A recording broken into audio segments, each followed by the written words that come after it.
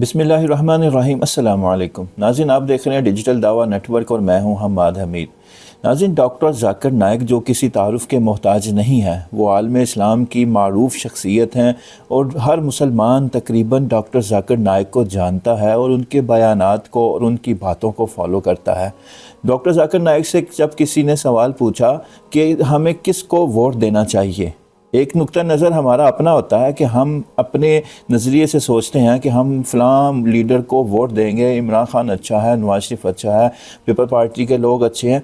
हमारा नज़रिया अपना है, हर कोई अपनी सोच के साथ वोट डालता है, मगर एक इस्लामी नुक्ता नज़रिया भी होना चाहिए कि इस्लामी नुक्ता नज़रिया से हम किसको वोट दें। आया हम जिसको वोट देते हैं क्या इस्लाम के हिसाब से, इस्लामी नज़रिए के हिसाब से, इस्लामी तालीमात के हिसाब से वो बंदा ठीक है, वो लीडर ठीक है कि नहीं। तो जब डॉक्टर जाकिर नाइक से ये सवाल पूछा गया तो उन्होंने बड़ी तफसील से जवाब दिया। वो मैं उर्दू तर्जमे के साथ आपको सुनाता हूँ, आप उसको एक बार ज़रूर सुने और उसके मुताबिक फिर सोच समझ कर 8 फरवरी को अपना वोट दें। The next question is from Aliza Fatima. She's studying MBBS from Pakistan. When a corrupt leader is elected, we are also responsible for the sins he commits as a leader. What should be our priorities while electing a leader? In today's circumstances, when we cannot find a loyal and honest leader, what should we do? Should we give our vote or waste our right to elect? A similar question is posed by Majid Khan from Hyderabad, India.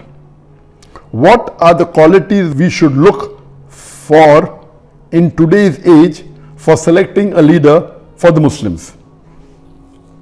According to me, Dr. Zakir Naik would be my best choice to lead the Muslim Ummah today. Basically, the question posed here is that in today's world, most of the Muslim leaders are dishonest, they are corrupt. So who should we choose? Or should we let our vote go in waste?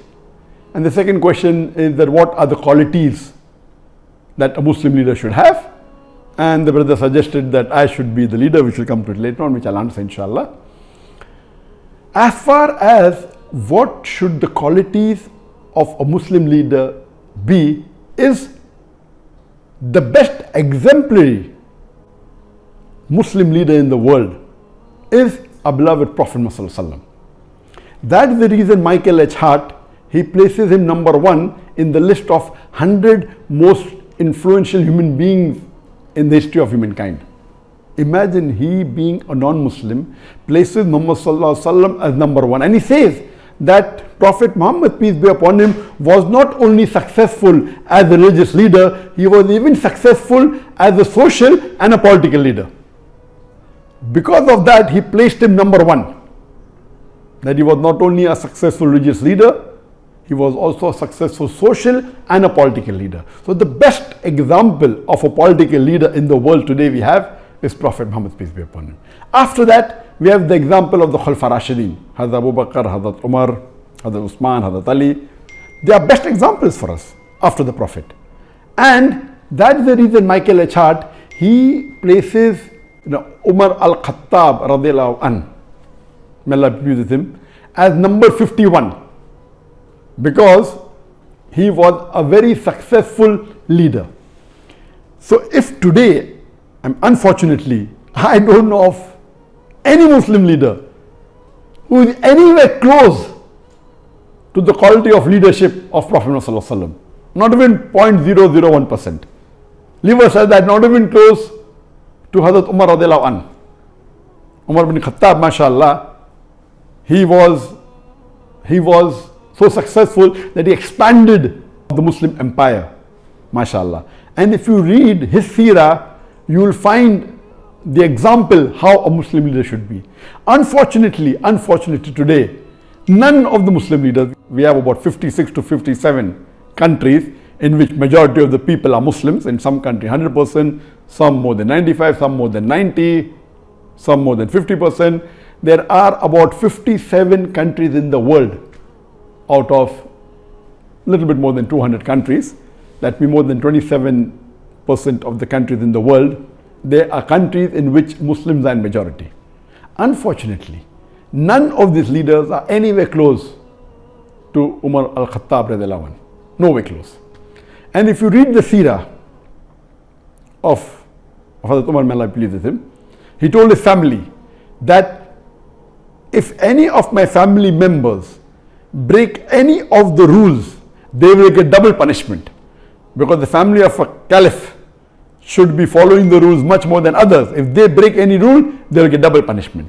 And you have several examples. Unfortunately, we find today that most of the Muslim leaders, they are more, as the sister rightly asked the question, that most of them are corrupt, most of them are dishonest, they are involved more in making money for themselves, unfortunately.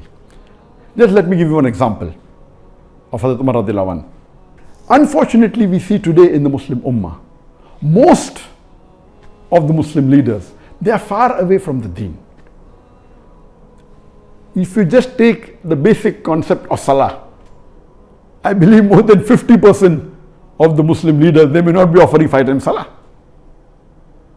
in congregation. There may be a handful, just a small percentage who may be offering 5 times Salah, that also in a congregation. So unfortunately, the state of the Muslim Ummah today, we have gone far away from the Quran and Sunnah.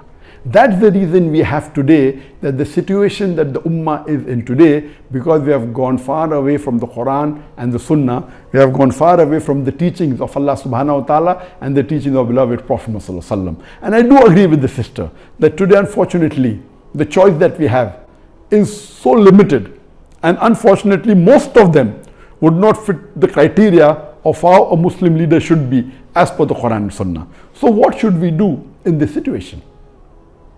What we have to do is that we have to select the best of the worst. And if we analyze,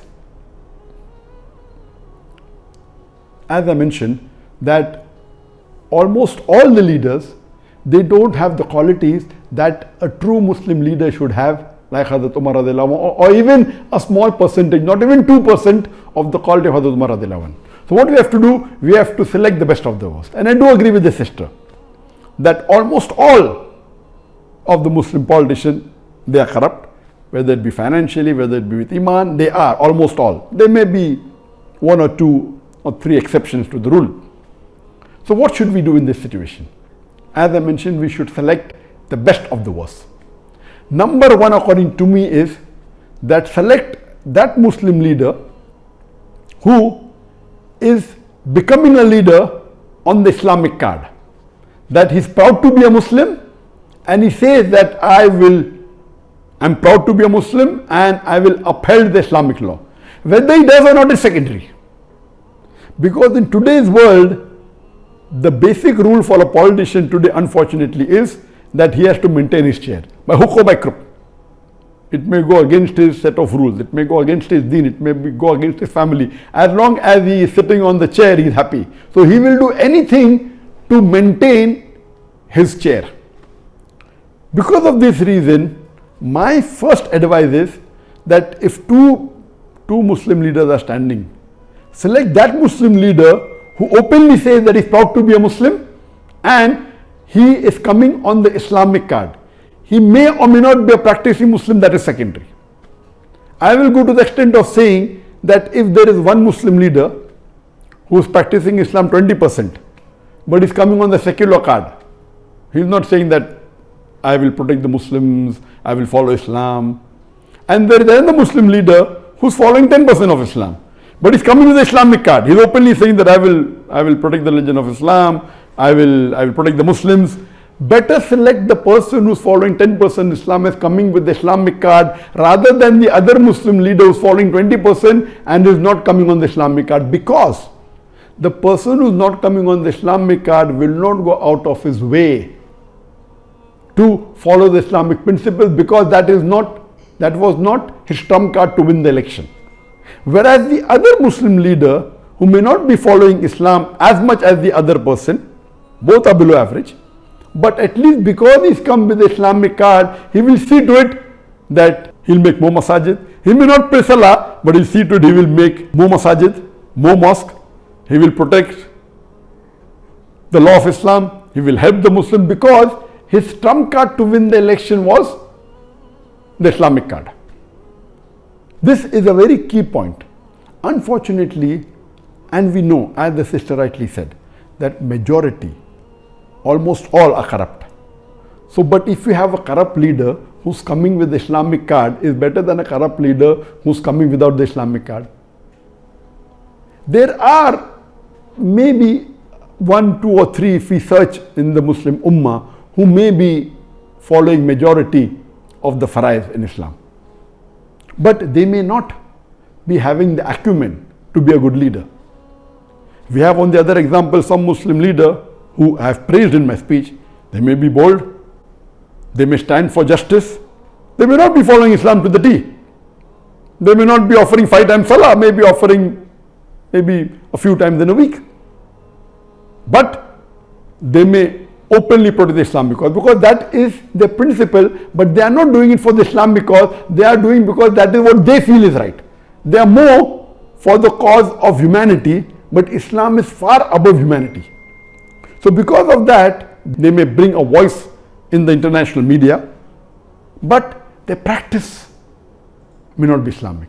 So such leaders may benefit in one particular aspect of Islam to the Muslim Ummah, but on the other hand, they may be a danger.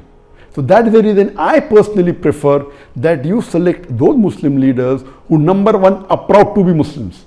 Unfortunately, when you look at the Muslim leaders, most of them, they're not following the Sunnah. I'm giving a small example of keeping a beard. It's not a big thing. To keep a beard doesn't take any effort. But our beloved Prophet Muhammad said, it's mentioned in Sahih Bukhari, in volume number 7, hadith number 5892, that the Prophet said that do the opposite of what the mushriks do, what the unbelievers do. Grow your beard and trim your mustaches. According to all 4 schools of thought, all the 4 Aimmas, keeping a beard is fard. It's such a small effort. But yet, unfortunately, majority, more than 75% of the Muslim leaders who are men, they don't have a beard. Why? That means they're not proud to be Muslims. That doesn't mean if you keep a beard, you have fulfilled all the requirements. No, please don't get me wrong. In requirements, you have to follow the 70 major sins and see how good the person is. So what we have to realize, my basic point here is that select those Muslim leaders who are proud to be Muslims, even though they may be less in practice. A person who's proud to be a Muslim and a practicing Muslim, it is the best. Who's practicing and doing all the faraiz? I don't think so. If you search, you may find 1 or 2, but they may not be good leaders, but they may be following the faraiz.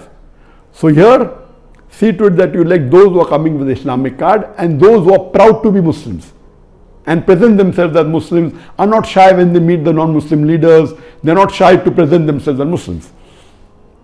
Now coming to the second part of the question, that these criterias, the best is read the seerah of the Prophet and seerah of Hazrat Umar radiallahu anh, Hazrat Abu Bakr, Hazrat Usman, Hazrat Ali, and you see the examples in their life, how honest. And none of these leaders, they wanted to become leaders. The hadith of the Prophet, anyone who wants to be an Amir, wants to be a leader, is not the right person. Here we find that most of the leaders want to be leaders. In the Islamic teachings, a person who himself wants to be a leader should not be made the leader. The other people who make him, and all the Khalifas, they were made by others. And you have these examples. As far as the question posed by the brother Majid, that he feels that Dr. Zakir Naik is the best choice, I'm sorry, I disagree with you totally. I don't have the qualities to be a leader at all, and I don't consider myself. And what I've seen in my life, in my personal life, I've seen that many religious people, when they enter into politics, almost all of them went away from their deen. जी, तो नाज़रीन, आपने doctor Zakir Naik का ये बयान सुना उर्दू तर्जुमे के साथ। आपने यकीनन आपके समझ में ज़रूर आया होगा और आपने एक फ़ैसला ज़रूर किया होगा कि मैंने किसको वोट देना है। तो इंशाल्लाह 8 फरवरी को आप निकले, ये सारी बातें जहन में रखते हुए अपने लीडर का इंतखाब आपने ख़ुद करना है। आपका वोट आपकी अमानत है, आपका वोट कौम की अमानत है। आपने उस अमानत को सही हक़ के साथ आपने इस्तेमाल करना है। सही हक वाले हकदार बंदे को आपने वोट देना है। इंशाल्लाह देखते हैं इस मुल्क की तकदीर किसके हाथ में आती है।